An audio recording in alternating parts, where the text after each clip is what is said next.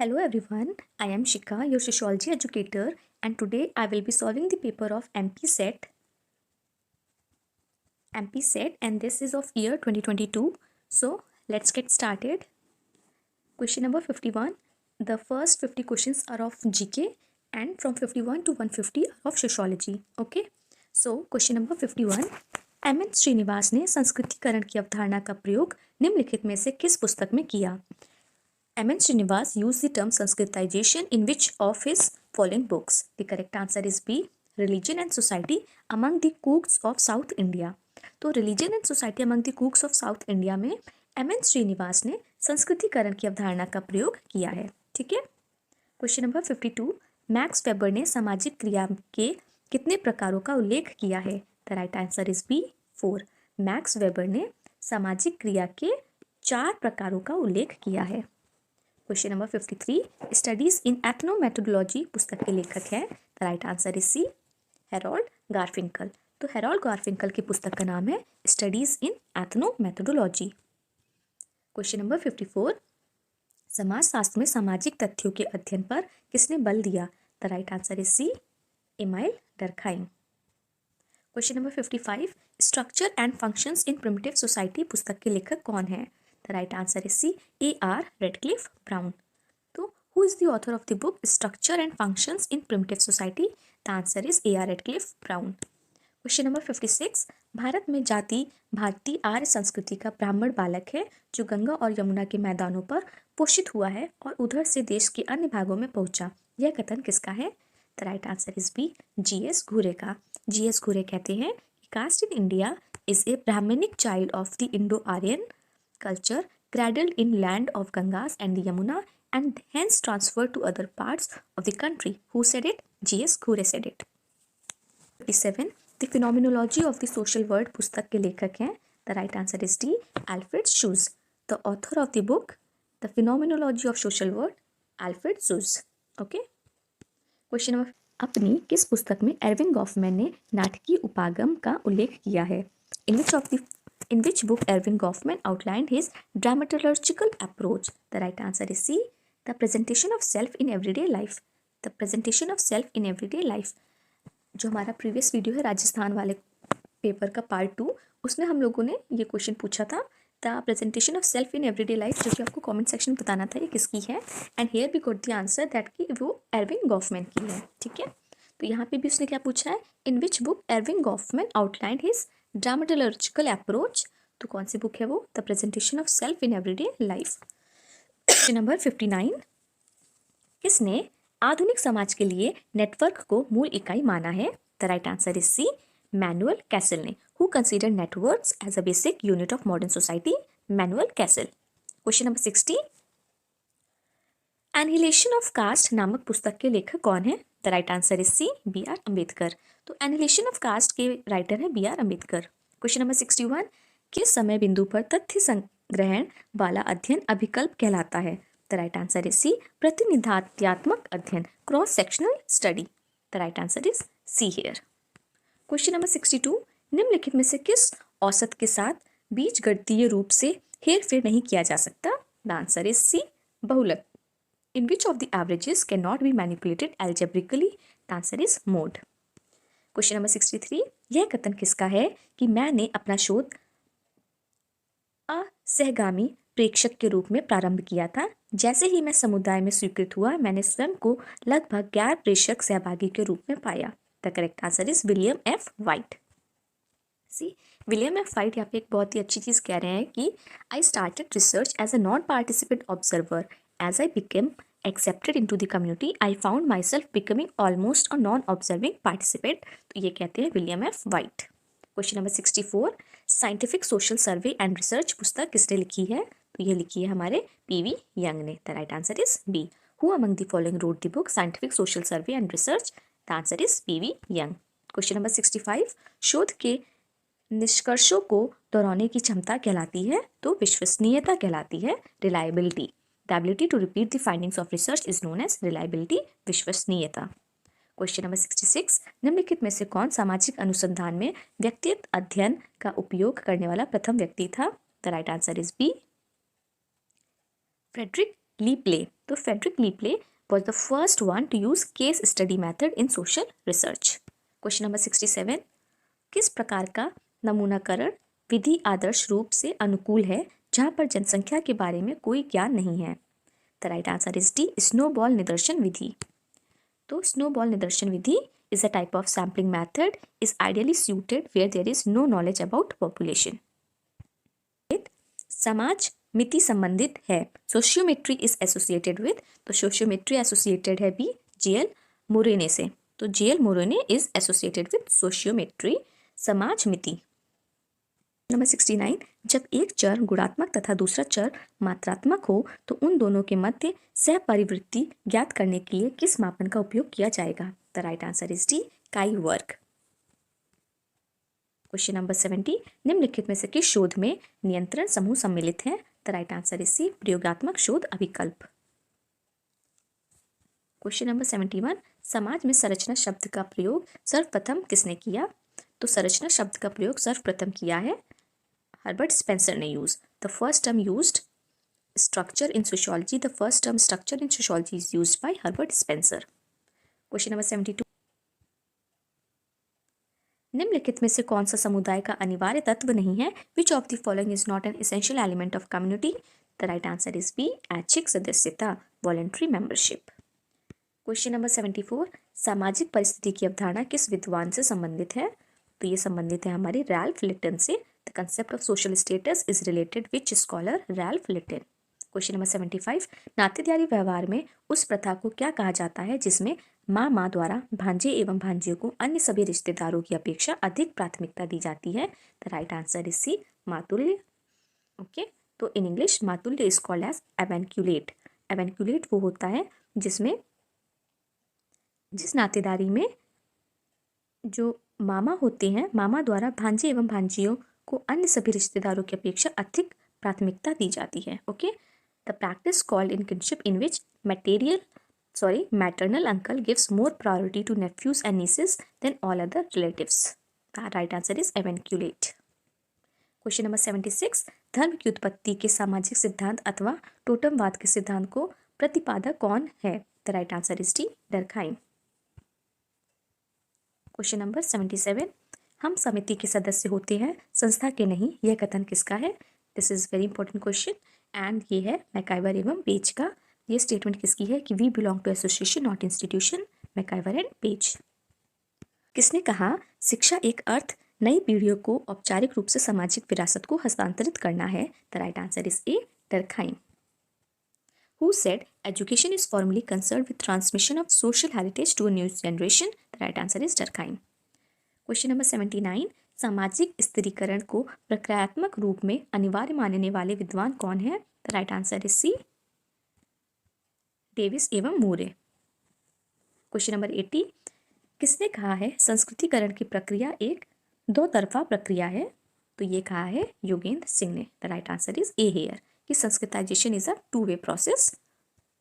Question number, Andre Beteille के अनुसार कृषि सामाजिक संरचना का अध्ययन किन प्रमुख मुद्दों के चारों ओर घूमता है? The right answer is A and B, जो कि कृषि सामाजिक संरचना का अध्ययन प्रमुख मुद्दों के चारों ओर घूमता है वो है तकनीकी व्यवस्था और सामाजिक व्यवस्था। क्वेश्चन नंबर 82, किसके अनुसार ब्रिटिश काल में भारतीय गांव छोटे गणराज्य थे? तो ये है सर हेनरी एस मेन के अनुसार। तो सर हेनरी एस मेन मानते हैं कि ब्रिटिश काल में भारतीय गांव छोटे छोटे गणराज्य थे। क्वेश्चन नंबर 83, लुईस वर्थ द्वारा शहरीकरण की स्थिति निर्धारित करने के लिए किन मानदंडों की पहचान नहीं की गई है? The right answer is C, जनसंख्या की समरूपता। लुईस वर्थ के अनुसार शहरीकरण की स्थिति निर्धारित करने के लिए किन मानदंडों की पहचान नहीं की गई है? तो ये जनसंख्या की समरूपता ये नहीं की गई है, बाकी उसका आकार और घनत्व और जनसंख्या की विषमता ये तीनों ही मानदंड को देखा गया है, और जो नहीं देखा गया है वो है जनसंख्या की समरूपता। क्वेश्चन नंबर 84, कौन जाति व्यवस्था को हिंदू धर्म का फौलादी ढांचा मानते हैं? The right answer is A R Desai. Question number 85, Bharatiya Samaj में डैश से अधिक समूह हैं जिन्हें आधिकारिक रूप से अनुसूचित जनजातियों के रूप में नामित किया गया है? द राइट आंसर इज ए 600। तो भारतीय समाज में ऐसे 600 से अधिक समूह हैं जिन्हें आधिकारिक रूप से अनुसूचित जनजातियों के रूप में नामित किया गया है। क्वेश्चन नंबर, सूची 1 को सूची 2 के साथ सुमेलित कीजिए। पुस्तक और लेखक को हमें मैच करना है, बुक्स एंड ऑथर्स। ओके, तो पहला है patronage and exploitation. Patronage and exploitation दी है हमारी जॉन ब्रीमैन ने। Okay, peasant struggle in India, तो peasant struggle in India is given by AR Desai. Peasant movement in India, ये है हमारी DN धांगरे की। और फिर है चंपारण एंड महात्मा गांधी, जो कि लिखी है राजेंद्र प्रसाद जी ने। किसके अनुसार बाजार के नेतृत्व करने वाले शहरीकरण को धीमा करने वाले या हतोत्साहित करने के सभी प्रयास विफल और अनुपादक रहे हैं? ये कहा है RE पार्क ने। ठीक है, RE पार्क के अनुसार बाजार का नेतृत्व करने वाले शहरीकरण को धीमा करने वाले या हतोत्साहित करने के सभी प्रयास विफल और अनुपादक रहे हैं, ये कहना है RE पार्क का। क्वेश्चन नंबर 88, अगेन मैचिंग है कथन और अवधारणा की, नरेशन एंड कंसेप्ट। तो सबसे पहला कथन है कि किराएदारों, उप किराएदारों और बटाईदारों से किराया एकत्र करना, तो कौन करता है? ये मालिक करता है। मालिक किराएदारों और उप किराएदारों और बटाईदारों से किराया एकत्र मालिक करेंगे। ठीक है, दूसरा है खेतों में काम करने वाला कृषक जिनका संपत्ति में हित निहित हो, तो वो होते हैं किसान। ठीक है, फिर कह रहा है कि मुख्य रूप से अन्य भूमि पर काम करके अपनी आजीविका कमाना, तो दूसरे की भूमि पे काम करके आजीविका कमाना, ये मजदूरों को ऐसा करना पड़ता है। ठीक है, फिर है कि बिना सुरक्षा के पट्टे पर दूसरे के लिए खेती करना, तो ये है हमारे बटाईदार। ठीक है, बटाईदार वो होते हैं जो दूसरों के खेतों पे पट्टा करके उस पर खेती करते हैं और फिर उनको हिस्सा देते हैं, तो ये होता है बटाईदार, that is share cropper. Cultivating land for others on leases without security. Okay, without security इसलिए कि भाई उसने लैंड तो लीज पर लिया है, but if any climate change और कुछ इस तरह का होता है और उसकी फसल अच्छी नहीं होती है, तो भी उसे शेयर क्रॉपर को शेयर देना होगा, चाहे उसको फसल में कितना भी नुकसान हुआ हो। ठीक है, तो यहाँ पे सारे हो गए कि किराएदारों, बटाईदारों और उप किराएदारों का किराया एकत्र कौन करेगा? वो मालिक करेगा। और खेतों में काम करने वाले कृषक जिनका संपत्ति में हित निहित हो, वो है हमारे किसान। और मुख्य रूप से अन्य भूमि पर काम करके अपनी आजीविका कमाने वाले मजदूर हैं। और बिना सुरक्षा के पट्टे पर दूसरों के लिए खेती करना, ये होता है हमारे बटाईदार। ठीक है, क्वेश्चन नंबर 89, अगेन सूची 1 को सूची 2 से मिलान करना है और यहाँ पे पुस्तक और लेखक है। तो पहली पुस्तक है डिक्लाइन ऑफ द वेस्ट, तो डिक्लाइन ऑफ द वेस्ट लिखी है हमारी O स्पेंगलर ने। ठीक है, फिर है द कल्चर ऑफ स्टडीज़, तो कल्चर ऑफ स्टडीज़ है हमारी JH कॉब एंड बर्नर। ठीक है, सी है a study of rural society, तो a study of rural society है PA सोरोकिन की। फिर है सोसाइटी कल्चर, एक second, society culture and personality, ये है हमारी ममफोर्ड की।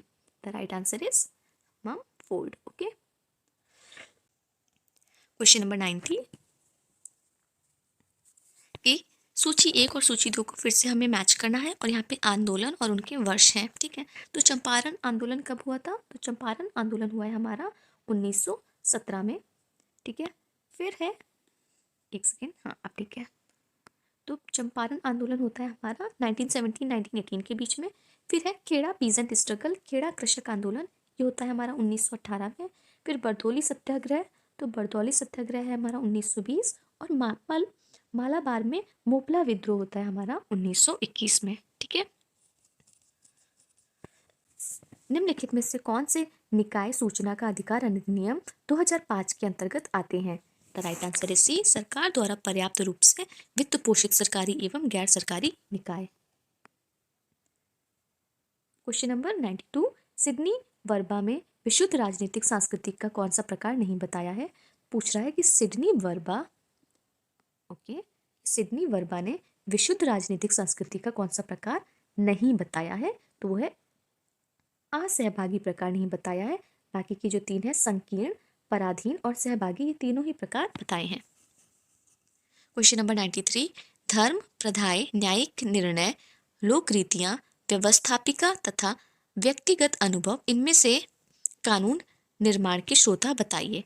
तो कानून निर्माण के श्रोता हैं 1, 2, 3 और 5। धर्म, प्रथाएं, न्यायिक निर्णय और व्यवस्थापिक तथा ओके, ओनली व्यवस्थापिक, ये 4 हमारे कानून निर्माता के स्रोत हैं, ठीक है। व्यक्तिगत अनुभव नहीं है, लोक रीतियां भी नहीं है, ठीक है। The right answer is D here.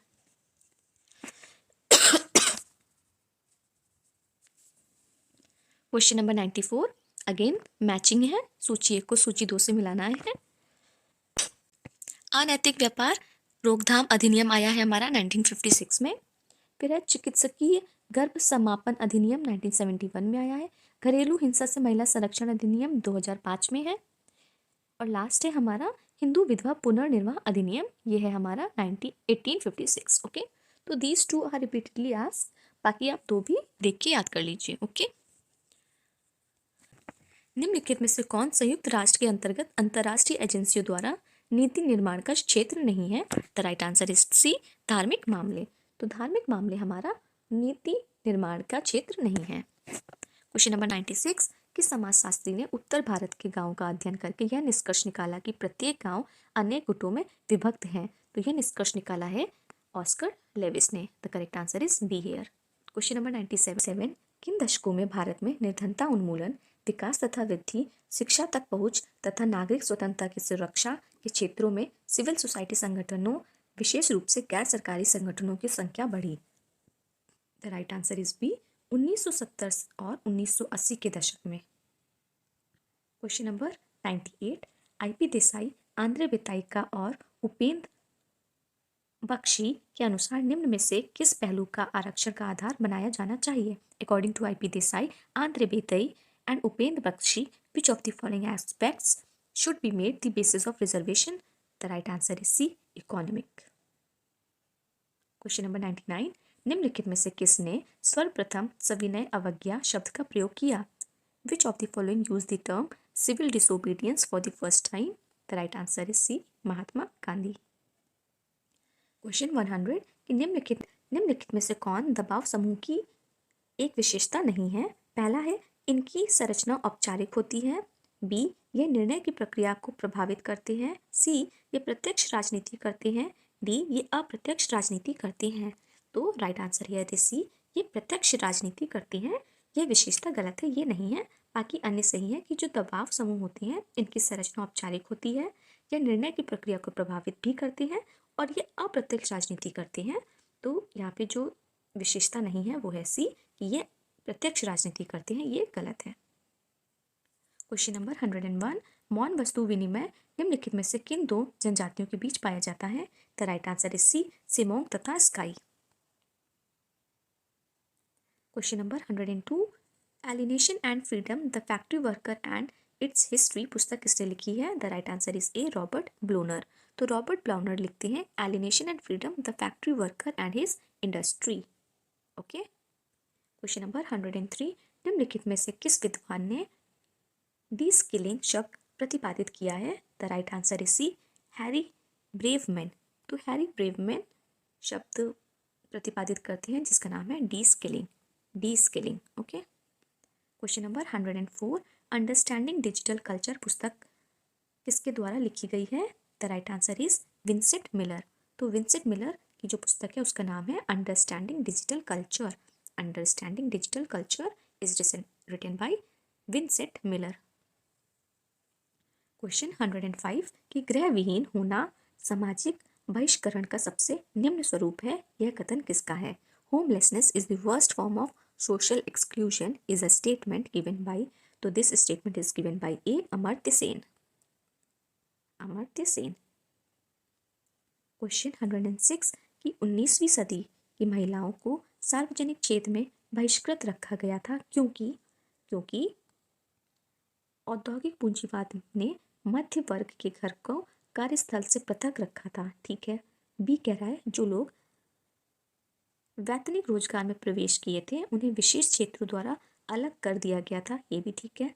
स्त्री तत्व से समझौता किए बिना पुरुषार्थ धारा की राजनीति में सफल होना कठिन था।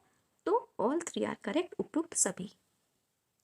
क्वेश्चन 107, सामूहिक उपभोग शब्द का अर्थ है, तो शब्द का अर्थ है कि राज्य सरकार स्वास्थ्य, आवास एवं शिक्षा सेवाओं का प्रावधान। The provision of health, housing and education services by the state refers to the term collective consumption, okay, सामूहिक उपभोग। क्वेश्चन 108, निम्नलिखित में से किसने व्हाट इज प्रॉपर्टी नामक पुस्तक लिखी है? The answer is C, Pierre Joseph Proudhon. तो पियर जोसेफ प्रूधो लिखते हैं what is property. Question 109, Washington स्थित वर्ल्ड वॉच संस्थान किससे संबंधित है? तो ये संबंधित है पर्यावरण अनुसंधान से। The right answer is A here.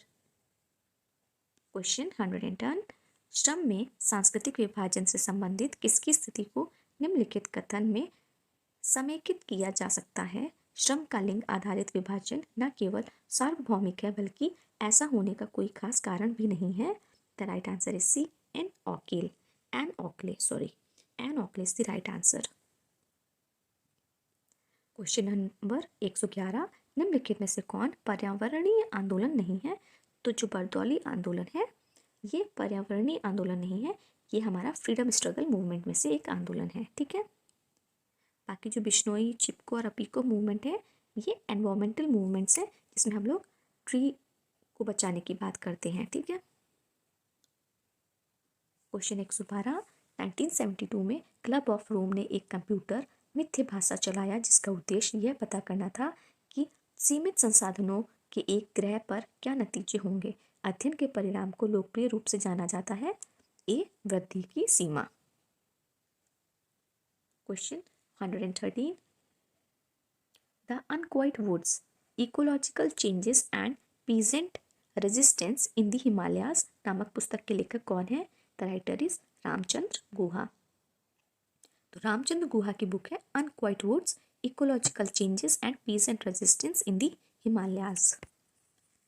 Question 114, कि मनुष्य की गतिविधियों का संपूर्ण ग्रीन हाउस गैस उत्सर्जन से जलवायु का प्रभाव का माप, मतलब कितना कार्बन डाइऑक्साइड आप उत्सर्जित करते हैं और कितना जलवायु परिवर्तन में योगदान करते हैं, कहलाता है? तो यह कहलाता है कार्बन पदचिह्न, कार्बन फुटप्रिंट। क्वेश्चन नंबर 150, पर्यावरणीय नस्लवाद क्या है? What is environmental racism? The correct answer is पहला, जीवित प्राणी तथा प्राकृतिक पर्यावरण के मध्य परस्पर अंतःक्रिया का अध्ययन। दूसरा, अंतर्राष्ट्रीय समुदाय के सारे सदस्यों द्वारा वैश्विक संपदा को साझा किया जाना। तीसरा, वह तरीका जिसके द्वारा गरीबों विशेषकर अल्पसंख्यकों में पर्यावरणीय खतरे अधिक होते हैं। और लास्ट है उपयुक्त सभी। और ये पूछा है व्हाट इज एनवायरमेंटल रेसिज्म? तो जीव के जिसके द्वारा गरीबों विशेषकर अल्पसंख्यकों में पर्यावरणीय खतरे अधिक होते हैं। The pattern by which environmental hazards are greatest in proximity to poor people, especially minorities. The correct answer is C here. Okay. The correct answer is C, कि वह तरीके जिसके द्वारा गरीब विशेषकर अल्पसंख्यक या पर्यावरणीय खतरे अधिक होते हैं। Okay, so that's all for the day. We have done the paper of MP set today and we will continue the rest of the questions tomorrow.